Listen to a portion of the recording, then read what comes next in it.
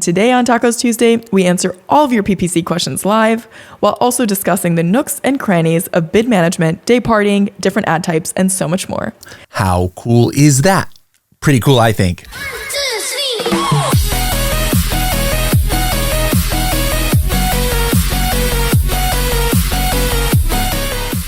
If you're like me, maybe you were intimidated about learning how to do Amazon PPC.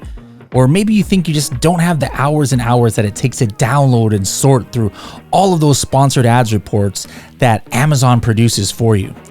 Adtomic for me allowed me to learn PPC for the first time, and now I'm managing over 150 PPC campaigns across all of my accounts in only 2 hours a week. Find out how Adtomic can help you level up your PPC game. Visit h10.me/Adtomic for more information. That's h10.me/ADTOMIC. Hello, everybody, and welcome to another episode of the Serious Sellers Podcast by Helium 10. I'm your host, Bradley Sutton, and this is the show that's completely BS-free, unscripted, and unrehearsed, organic conversation about serious strategies for serious sellers of any level in the e-commerce world.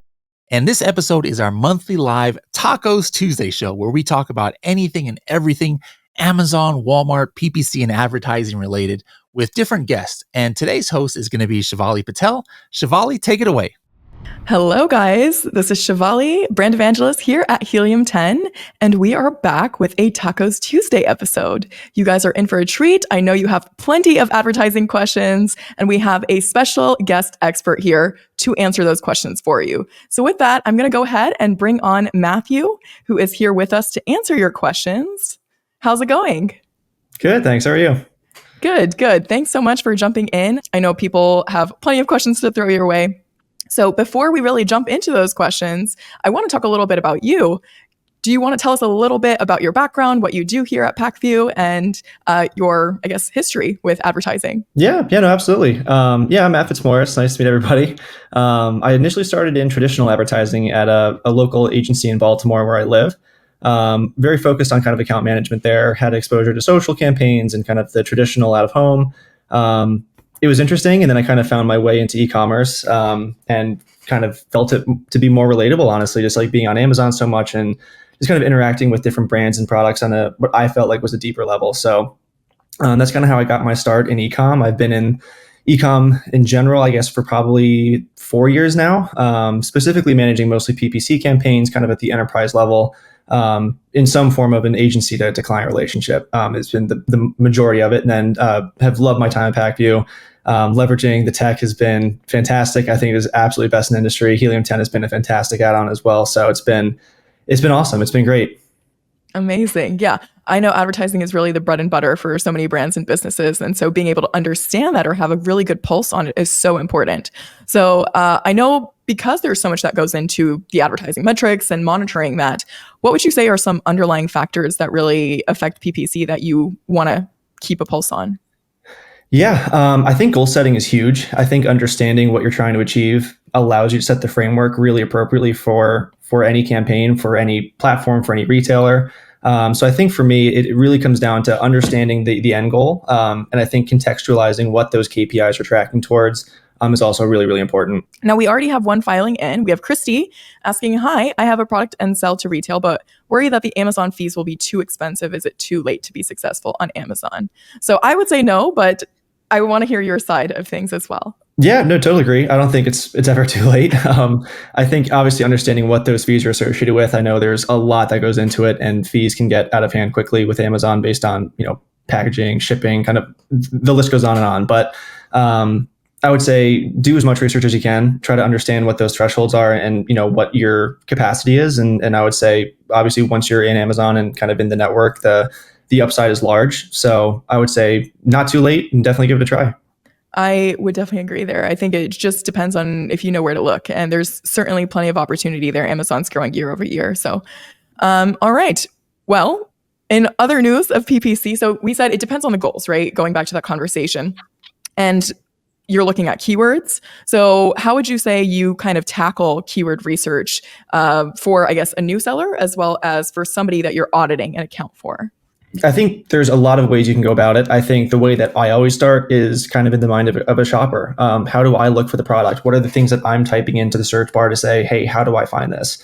I think Amazon is being used more and more like a Google or, a Bing, or not that many people use Bing probably, but probably more like a Google, right? Yeah. Where people can search and interact with products and do some almost preliminary research just on Amazon without having to go to Google. So I think try to stay in the mind of a shopper kind of as you're getting going. And then from there, Helium 10 has some fantastic tools. Magnet is something that I use frequently, looking at search volume, looking at competitor ASINs that are on similar terms, things like that to kind of get a feel for the category. Any add-on that you can kind of have from the Helium 10 tool, even in the search bar within Amazon, gives you, related terms based on search volume. If you're in Seller Central, there's SFR, things like that. So I would say use those tools as much as possible, but try to stay in the mind of a shopper and experiment. You can run auto campaigns and run different reports to generate what kind of new keywords are being pulled. So the list goes on and on, but to start, I would always say think like a consumer. But even on that note, let's say that you want to rank for a specific keyword and you're ranking at the bottom of a page, right? And you want to get back up to the top. How would you really go about changing maybe the campaign that you're looking at? Like, for example, when is a good time to negative match a keyword? Yeah, it depends how specific you want to get with your actual campaign, but negative targeting can be really helpful if you want to be very, very laser focused. I personally am a huge fan of exact match keywording. For me, I feel like I have the most control over it. I know exactly where my ad's going to place if obviously you win the auction, but for me, I definitely will default to the exact match. And then from there, I think understanding what my budget limitation is, leveraging things like Dayparting and trying to get the most out of every dollar. So that way my ad is serving as efficiently as possible on the right times of the day to kind of get that engagement and then drive up organic rank. We have Daniel asking, what would be the effective strategy to boost our organic sales for our product? Currently, 60% of their sales come from PPC sales, and they want to get their organic sales to improve more than their PPC sales. Gotcha. Yeah, so this is a common problem. Amazon and a bunch of other marketplaces are becoming increasingly more kind of pay to play, if you will, where the majority of the sales are going to come from those top 4 sponsor placements, which makes it competitive, can make it very expensive, and driving that organic sales share up is really important. And I think really some of the things that I've done that have been helpful is kind of, adjusting some of the more, quote unquote, retail-esque metrics, making sure your page is retail ready, having content developed that is bulletproof, as good as you can possibly make it. And then kind of coupling that with that PPC strategy of making sure that your bids are targeted to exactly where you want them to be. If you're casting a really large net, it's difficult to gain that relevancy. So I'd say be prescriptive where you want to be. And then from there, just track how you're progressing up the page. And then, I would say always test. So test things like Dayparting schedules, test things like different bid multipliers to see what it takes to get up the page. And then from there, I would just kind of keep iterating and keep making little tweaks and trying to refine that as much as possible. Definitely. I think split testing is a large part of it, and then refining that based off what you're learning. Yeah, absolutely. What metrics are you really looking at when you're considering Dayparting and doing all the split testing? Yeah, I think it, again, kind of depends on the goal, but if the goal is just strictly for organic sales, what I'm looking at is kind of cost. I want to see what those CPCs are. I want to see kind of what the relevance of, and kind of try to determine what the right to win is for my product in those particular campaigns and the particular auctions. So looking at CPCs, looking at impressions, looking at clicks, click-through rate, things like that, just to kind of see what that level of engagement is mostly. Okay. And I see we have another fantastic question from Joy that says, I'd like to know in which case I'd like to lower the daily budget and in which case I should lower the bid. I want to understand the difference in situations when to lower the daily budget and when to lower the bid. Sure. Yeah, I think a lot of times they go hand in hand. I think if there are strict budget restraints that are preventing you from spending to X amount, or if the budget is cut, or you need to pull money from one bucket and put it into another, the budget transition would be the most concrete. I think what happens when you start decreasing bids within a campaign is those bids out over a certain period of time will kind of almost naturalize, if that makes sense, where you can have a campaign budget be, this is extreme, but say $15,000. And many of the keywords within one campaign can have lower bids, higher bids, but kind of have room to kind of breathe and almost live and go up and down day to day. I think if there's one-off cases where it's like, we need to pause ads, we need to get this off, the listings as quickly as possible, reduce budget, reduce bids, and then that'll pretty much suppress from an advertising standpoint, how visible that is. And then I think in terms of when to increase, kind of on the opposite, if you're finding efficiencies and kind of finding where that keyword sweet spot is and what time of the day in particular you have the strongest right to win, and when CPCs are reduced a little bit, that can be a really good strategy to kind of minimize the overall cost and make sure that you're getting the most for each click. When you're talking about, every keyword has different bids. So how do you really determine how many keywords you're putting into a campaign structure? Let's say you're looking at a new account or even an old account. Where would you like to see a cap for certain keywords or ASINs? Yeah, I've done a lot of testing around this. Actually, I've gone as low as 2 keywords a campaign, 1 keyword as high as 50. So I think it depends. I think when you increase the amount of keywords that are in a campaign, you obviously run the risk of people clicking on them and then the cost going up. So I think there's a bunch of different ways to break that out, where you can have kind of a priority campaign with your priority keywords that might be 5 to 15 of your keywords that you definitely want to be advertising on that are really important to driving your business. From there, you can kind of have a secondary bucket where it's kind of the nice to have, so you can kind of keep the bids a bit lower. Don't necessarily need to win those placements to be driving the bulk of your sales. And then you can kind of have the expansion type of campaign where there might be more keywords where you're just testing to see the validity, which can maybe move up to the next bucket and then up to the priority bucket if they tend to do well. So just depends on kind of, I think, what you're trying to accomplish with each campaign or your overall strategy. But I found that to be really helpful in kind of understanding those top priority terms. I think between 5 and 15 keywords has been the sweet spot for me. Yeah, I think pretty much the same, even for my campaigns. All right. We have when the ACoS of a targeting keyword in a sponsored product campaign is high, how can I determine when to lower the bid or turn off the keyword entirely? Yeah, good question. And this is something where it's going to be somewhat category dependent. There's some categories that are just wildly competitive, like, vitamins, supplements, things like that. Just one that comes to mind. Some of them are naturally going to be high. This is where I would kind of weigh out what that difference is, or kind of what your threshold is. And what I mean by that is basically if your sales are still growing, if your business is still growing, and there's a couple keywords that may not be the most efficient, that's kind of the risk reward of like, how far do we push? Are the sales new to brand sales? Are you gaining incremental sales? I know incremental's one of those buzzwords, but it is really important when you're considering, do I lower a bid? If it's a really high search volume term and you're getting new eyeballs to your page, it might be okay to kind of let that run a little bit below the overall goal.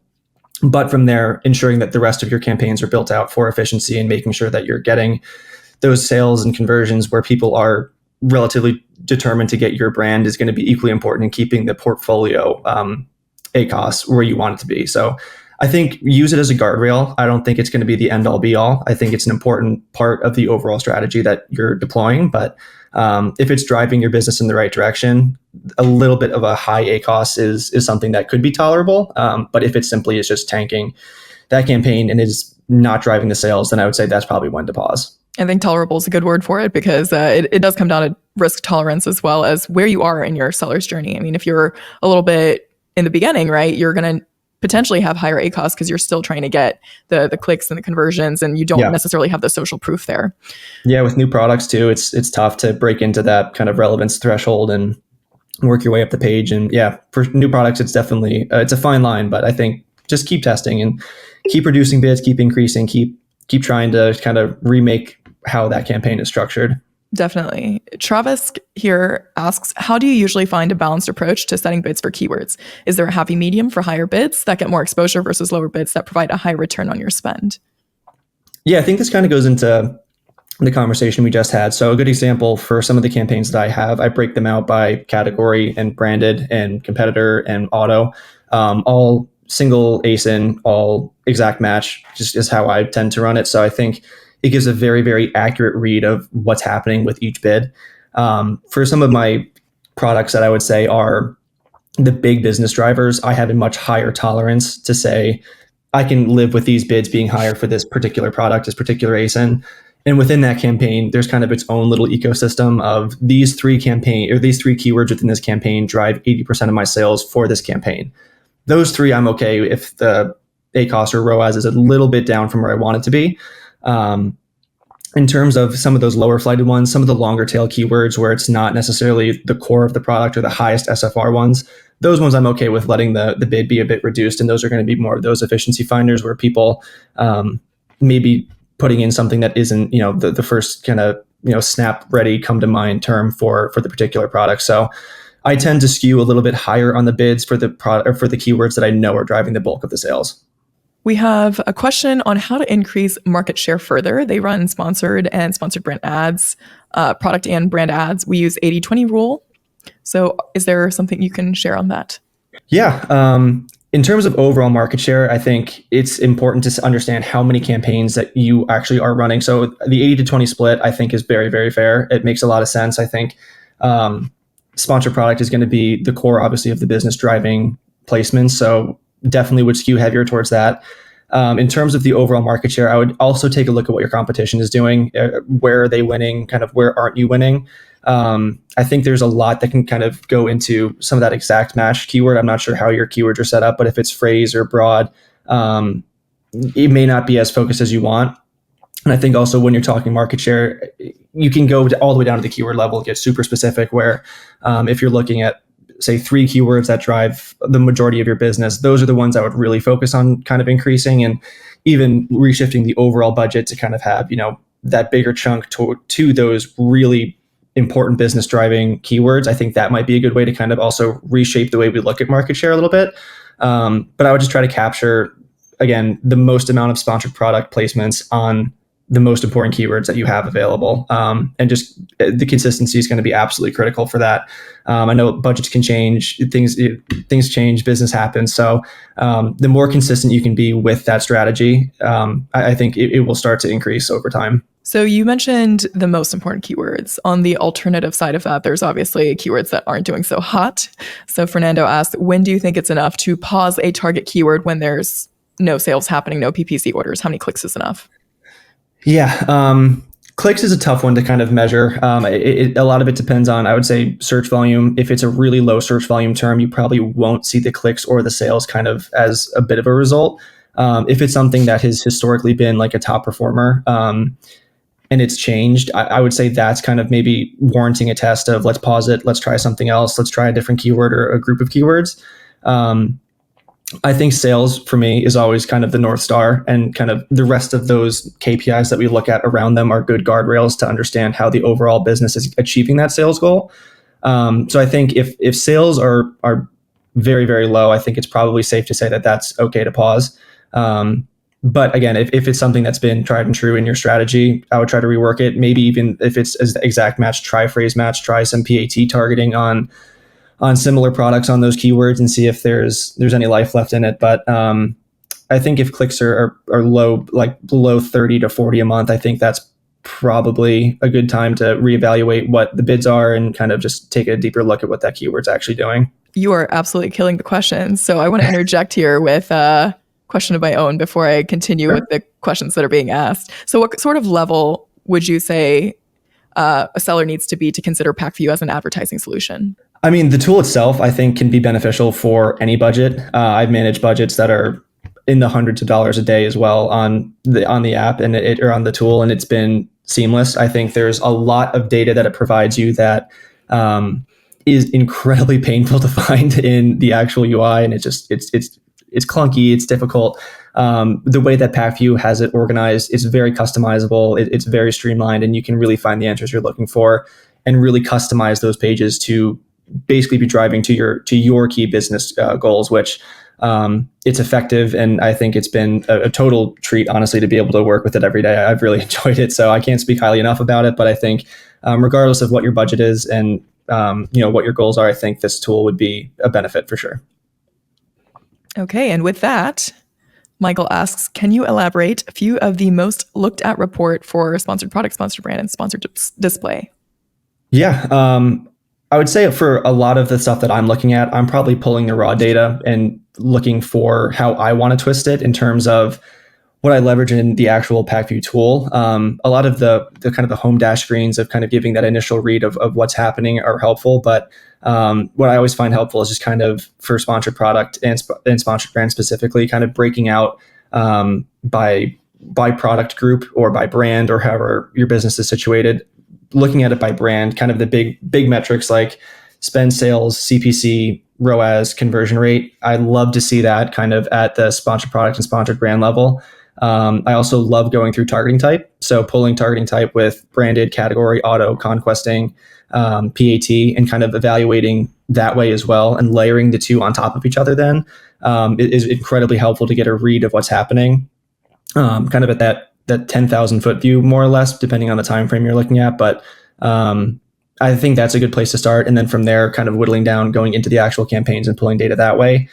For sponsored display, I've always used it as kind of a nice to have. It's typically a little bit lower performing, but I think what it offers is the reach. And I think from that side of it, looking at clicks, impressions, click-through rate, that's typically what I would be pulling to analyze the sponsored display campaigns I run. Sherry asks, with the Helium 10 atomic function, Helium 10 atomic tool, how can I see visually when I change a bit to know if the impressions are picking up over time? So you can go into atomic, go to the analytics page or the ad manager, and then go to your campaign and target, put in a date range to whenever you made the bid change, and then check out your daily impressions, and then change the date to afterwards and check that as well. You can also go into Keyword Tracker and check out how your sponsored rank has changed as well. Okay, next question. What PPC strategy do you recommend for a newly launched product in a competitive niche? Yeah, for this one, I would definitely say pick the keywords that matter most to you. Focusing on those, I would say test out the CPCs, see what you're actually kind of going up against. From there, PAT targeting is incredibly helpful if it's a brand new category. It's a definite cheaper rate for basically the way that I describe PATs generally is kind of the nice to have, but it can be very, very strategic. Pick the number one product in the category, pick the highest organic rank, and put a PAT on those particular ASINs and go where the eyeballs are going, and you'll get it at a cheaper rate. You'll be on their PDP kind of at the bottom of that carousel ad, which is going to be lower volume in general. However, it's going to be a really, really good way to kind of have that brand recognition. I'm not sure how consumable the product is, or if it's something that is, like a subscribe and save option or kind of like a replenishment is high. But if your brand is being put next to those top performing brands in the category, it's at minimum when you are serving on those sponsored product placements, there's going to be that recognition, which is going to be critical.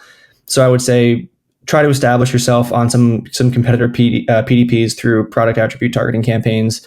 From there, also, if you have a variety of products you're advertising, sponsored brand campaigns can be really beneficial because you get to show 3 products for one campaign, more or less, or one placement.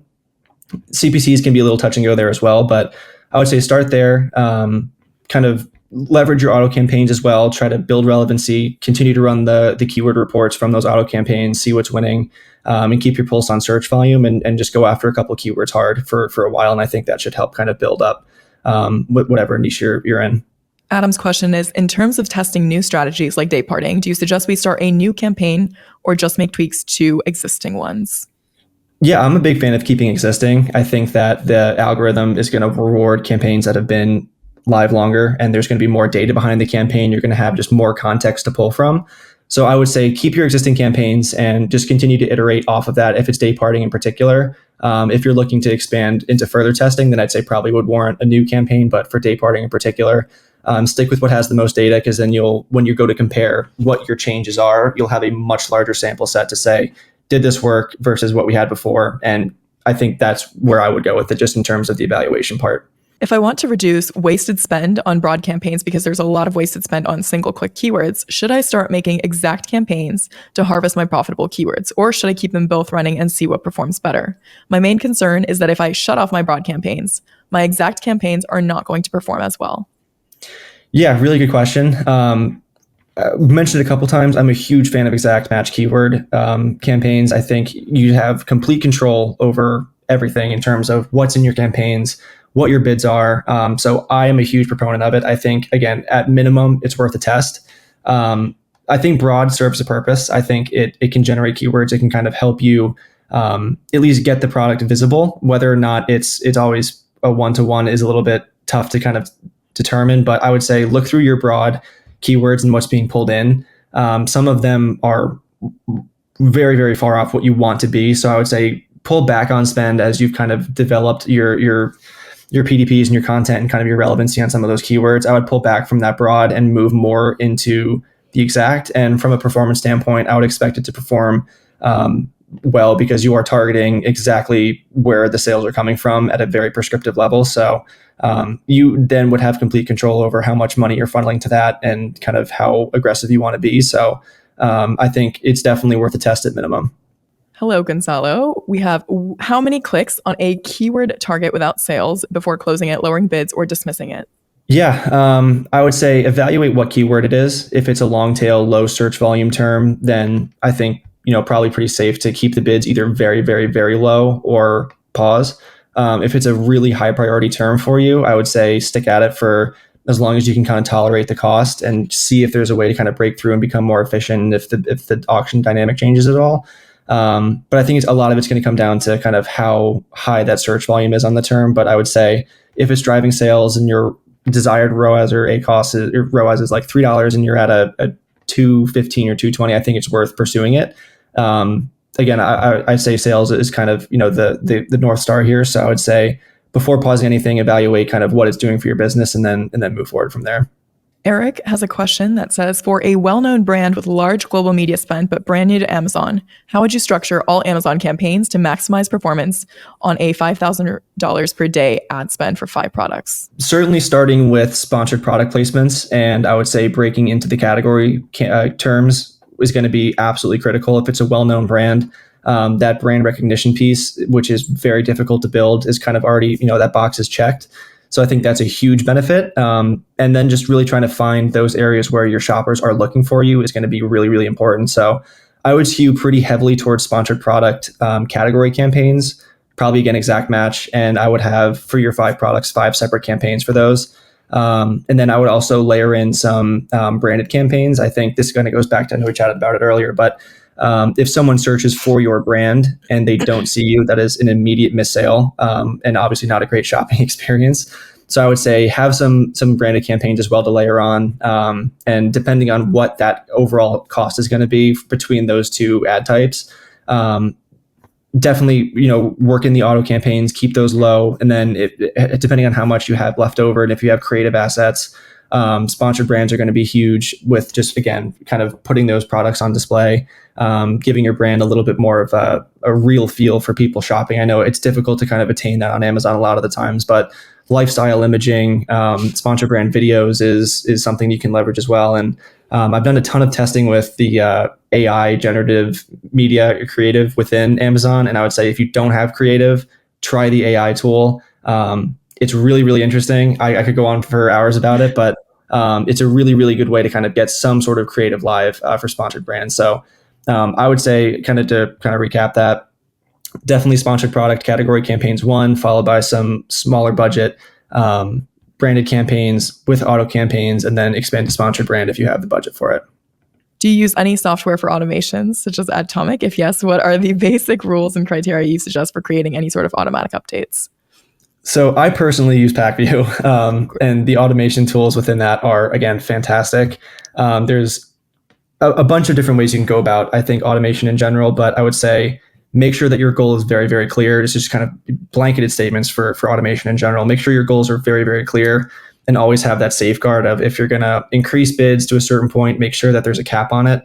The last thing you want is to have, check your ads console and all of a sudden your bids are $40, $50 because that automation continued to increase based on the threshold you set. So make sure there's some safeguards in place. But for Atomic, I can't speak to Atomic in particular. But for PackView overall, there's a whole litany of automations that I use for profitability, for weeks of cover, for impression gaining, for new to brand driving. So I think that it's an endless kind of hole of test and learn potential and all kinds of good stuff. So I would say test for automations for sure. Yeah. And when you're inside of Helium 10, it's the same exact thing when you're setting up those rules. I know we've talked quite a bit about goal setting here today, and that definitely is true. Even inside of Atomic, when you're doing your rules, it's going to really depend on what niche you're inside of and what your risk tolerance is, how much budget you have, what you're bidding on your keywords. And then you can go in and decide from there. I mean, I know that as a standard, I've gone in and done 20 clicks, no sales, you're negative matching that keyword. So really just depends. But Atomic certainly has ways that you can put in those rules and automation so you're not spending so much time on trying to audit your entire campaigns. So with that, we've had a really great list of questions here today, and I apologize if I didn't get to some of the newer ones. in which case we have a Facebook group. So make sure that you guys go to our Facebook group, you go to Helium 10 members, and post up any of those questions that you really have, because we are active in there and we do answer those questions. And if not, somebody else definitely can. So make sure you guys are tapped into our communities. And thank you so much, Matt, for being here. We appreciate you coming on and sharing your time and knowledge. Yeah, of course. Thanks for having me, and hopefully got to the bulk of the questions for everybody. Yeah, it was a treat to be here. I appreciate it. Likewise. All right. With that, we are done. We will see you guys next time. Take care.